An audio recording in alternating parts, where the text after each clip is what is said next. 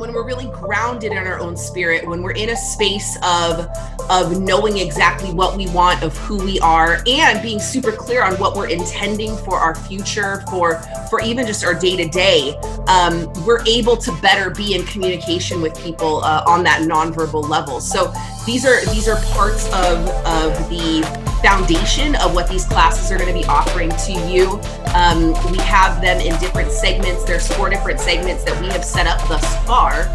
But tonight, as all of you know, we are focusing on love. So the divine heart space of love, the heart chakra.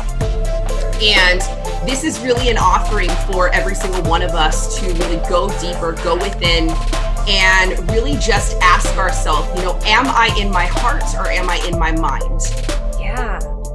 Having that visual, I guess would say like that visual proof that you put an action behind a thought, it just really encapsulates this being something that like later on when you round a corner and you see it, you reacclimate to that space of, wow, look what I did, or look what this was nothing, then it became something, and then you remember the time in which you all as a group there at that table gave yourselves, that opportunity to really manifest in that energy. Like even sitting here right now and having these conversations, it's real energy. And I love the fact that art becomes proof of that. And sometimes we need reminders,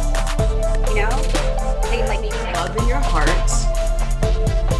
and just bring the focus onto the breath and just let your body know it is safe in this space to express myself.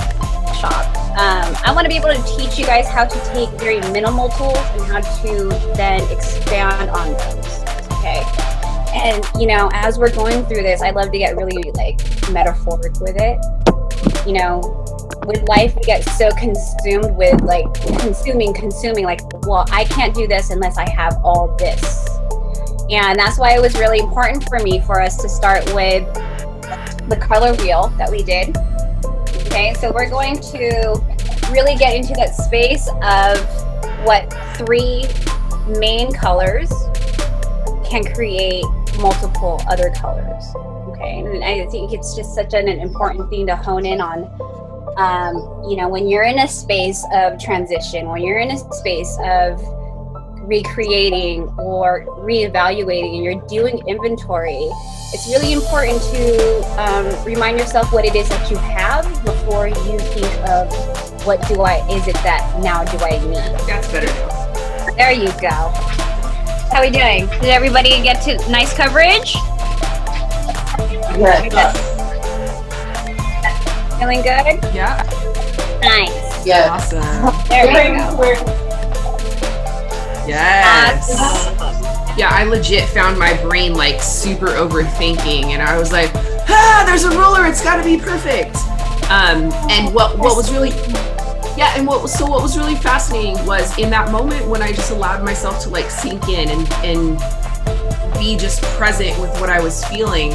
And hearing your voice say this is your painting, it's going to be, up to you. I was like, okay, well, do I have to stick with a 2-inch roll or can I go 2 1/4? Mm-hmm. And so when I ended up doing that, all of a sudden it flowed again. Mm-hmm. And so, it was interesting just for me to just be aware of in that moment when I felt that kind of, when I felt that uneasiness or that rigidity of it has to look a certain way. And when I let that go and I said, no, this is my painting, it can be whatever it wants. And then I felt like it was almost like it was communicating with me and saying if this is what you want, this is where you need to go. And I was like, oh, okay, I surrender. You surrender. You gave up control to then get into control. Exactly. Yeah, and it is a perception of how you feel. How am I going to control this? I'm I'm the same way with my son. I'm and I anticipate, and I'm trying to control an outcome of something that just hasn't happened yet. Yeah.